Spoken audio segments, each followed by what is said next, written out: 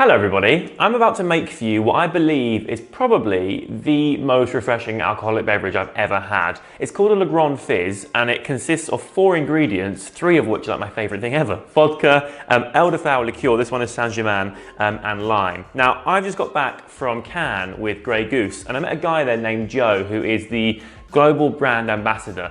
And among other things, he invented this drink. And it's really nice. It's also one of those drinks that you can just sort of drink all day and relax with because it's not super strong and it's nice and refreshing. So here's what you need. Soda water, your Grey Goose vodka, your Saint-Germain, a lime, some ice and a wine glass. Let's begin. Oh, what's also really simple about this, you construct everything in the glass, so it's really easy. So first things first, ice your glass.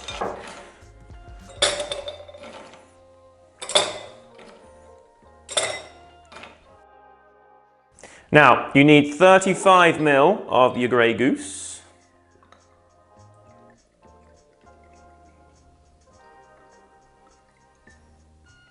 Like so. And you need 15 ml of your elderflower liqueur. And this stuff smells incredible. I love elderflower things, so very happy about this. In it goes.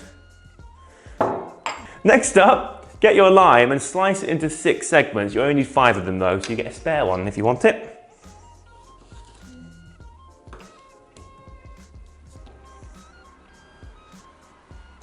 Now, 3 of these segments just get squeezed straight into your glass, like so. And then you can discard the skin and the rind, you don't need that.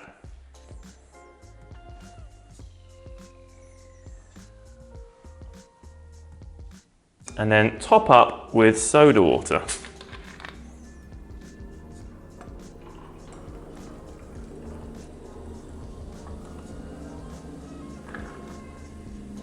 Add a little more ice if need be.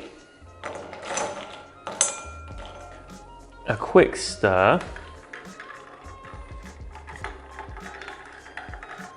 Now you're just about there. Your final step is to garnish with 2 wedges of lime. Now you can just throw them straight in and enjoy that way, but I happen to have a very sexy little Grey Goose cocktail pick here, so I am going to stab my limes with it, just as like a little bit of fun, basically.